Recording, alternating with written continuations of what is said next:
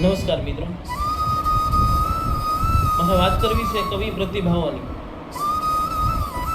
અને જે એની ભાષા છે, એની વેદનાઓ છે, એની સંવેદનાઓ છે, એ તમારા હૃદય સુધી મારે પહોંચાડવી છે. ત્યારે ખૂબ સરસ મજાની રચના મારે હાથ લાગી છે. એમાં ના પ્રતિભા સંપન્ન કવિ ગ્રામીણ ચેતના અને આધુનિક ચેતનાના જે સંયોગ જોવા મળે છે એવા કવિ એટલે રાવજી છોટાલાલ પટેલ. ખેડા જિલ્લાના ડાકોર પાસેના એક નાનકડા પંખીના માળા જેવડું ગામ વલ્લભપુરા, ત્યાં ખેડૂત પુત્રને ત્યાંનો જન્મ થાય છે. એવું કહેવાય છે ને કે કવિ ક્યાંય બનતા નથી, કવિ એ તો જન્મે. પરંતુ ખૂબ જ નાની ઉંમરની અંદર રાવજી પટેલ છે એ ક્ષય રોગની અંદર પીડાય છે. અને ગુજરાતી સાહિત્યને જેણે રડિયાત કર્યું છે, એના ઉર્મી કાવ્યોએ વિચાર કરવા માટે પ્રેર્યું છે. ત્યારે રાવજી પટેલ ઘણા બધા કાવ્યો લખે છે. એમાંનું એક કાવ્ય છે એક બપોરે. કાવ્ય સંગ્રહ છે એનો અંગત, ઘણા બધા કાવ્યો લખ્યા છે.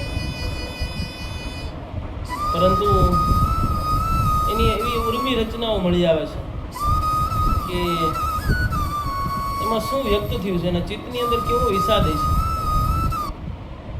પ્રતિકાત્મક છે શીર્ષક એક બપોરે, વેદનાશીલ બપોર. પરંતુ જે બધા પ્રતીકો મૂક્યા છે એ બધા ખેડૂત જીવન સાથે જોડાયેલા. એક બીજું કાવ્ય એનું, મારે આંખે કંકુના સૂરજ આંચમાં,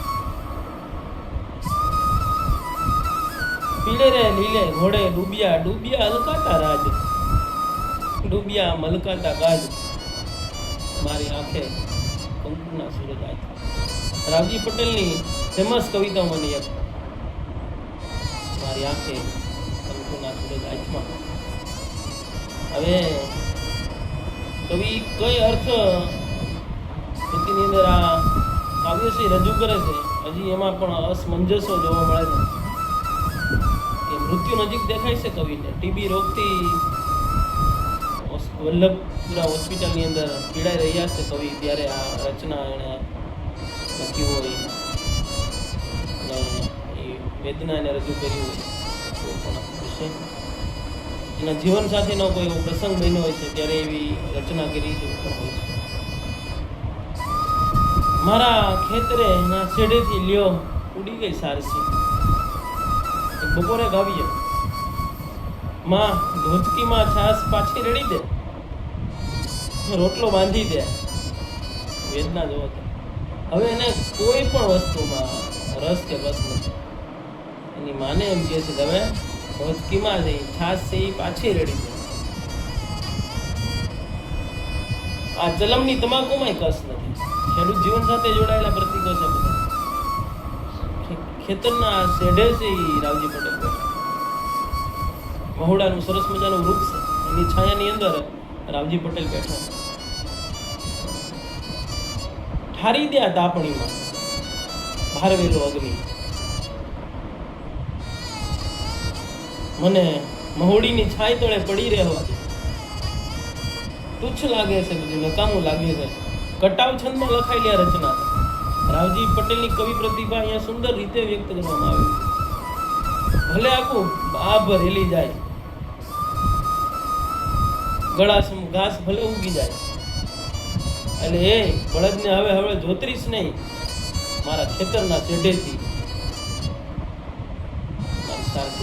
પોતાના જીવનના શેઢોની વાત કરતા હોય એમ કવિ વેદના રજૂ કરે છે. મારા ખેતરના શેઢેથી સારસી ઉડી ગઈ. એની પ્રિયતમા છે, જીવનરૂપી એક બપોર, વેદનાશીલ બપોરે છે. આ લેખન જોવા મળે છે કવિ. સારસી ઉડી જાય ખેતરના ખેડૂના ચિત્તમાં, એથી ઘેરો વિષાદ પ્રગટે છે. અહીં પ્રિયતમા એટલે એની પત્નીનું પ્રતીક એમ કશી સ્પષ્ટતા કવિ છે કંઈ કરતા નથી. એની કાવ્યની અંદર સ્પષ્ટતા નથી ક્યાંય.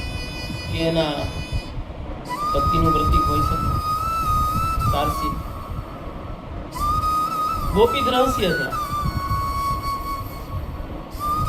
એનું શીર્ષક પણ સારસી નથી. એક બપોરે જીવનનું બપોર હોઈ શકે, પરંતુ અકાળે મૃત્યુ પામેલા, નાની ઉંમરે મૃત્યુ પામેલા રાવજી પટેલ આ વેદના રજૂ કરી હોય તો ક્યાંક ને અંશે જોવા મળી રહ્યું છે. અને કોઈના આધારભૂત પુરાવા નથી મળતા કે અકાળે મૃત્યુ પામ્યા હોય અને આ કાવ્યની રચનાની અંદર જેણે કલમ હાંકી હોય. અને બપોરે જ્યારે જમવા બેસે છે કવિ, ત્યારે ઘેરા વિષાદની અંદર ડૂબી જાય છે અને એમાં જમવામાં કશ નથી. છાશ પાછી રેડી દેવાનું કહે છે. જમ્યા પછી ચલમ પીવે છે. ત્યાં ખેતરની અંદર બળદ જોતરેલા છે, એને રેડી નાખી છે. પાછું જોતરવામાં એને રસ નથી. કેમ રસ નથી? ગોપિત રહસ્ય છે મિત્રો. ચલમ, તમાકુ, રોટલામાં કઈ રસ નથી. જિંદગીની નિરસ બની ગઈ છે. અને ખેતરમાં સારસી એના વિષાદ આ કેન્દ્ર ભાવ રજૂ કરે છે. તો જીવનનો મધ્ય ભાગ તો એના કાવ્યમાં કહ્યું હોય એવું જાણે પીળે રે બાંધે લીલા ઘોડા ડૂબ્યા હલકાતા રાજ મળતા ભાગા છે. આવી કવિ પ્રતિભાને એકવાર જોવો તમે. રાવજી પટેલ કેવી બધી પ્રતિભા સંપન્ન કવિ કે એને આવી આપના ઉર્મી કાવ્યો ગુજરાતીની અંદર આપેલા છે. ગુજરાતી સાહિત્યને અમર કરી છે રચનાઓ. એકવાર આ રચનાઓને માણો. કવિ પ્રતિભાઓ છે આપણી જે માતૃભાષાની અંદર, ગુજરાતી ભાષાની અંદર જે કાવ્યો પડ્યા છે, એકવાર બુક ઉઠાવી તો જોવો મિત્રો.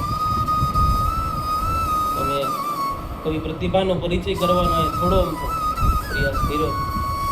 આવા નવા પ્રયાસો હું કરતો રહીશ. મારી જંગલ પ્રેમી ચેનલ છે, સબસ્ક્રાઈબ કરજો મિત્રો, લાઈક કરજો, શેર કરજો. અને આવા જ કાવ્યો, ગઝલો, સોનેટો અને ઘણી ખરી જાણવા જેવી જે સિરીઝો છે એ લઈને આવતા રહીશું મિત્રો.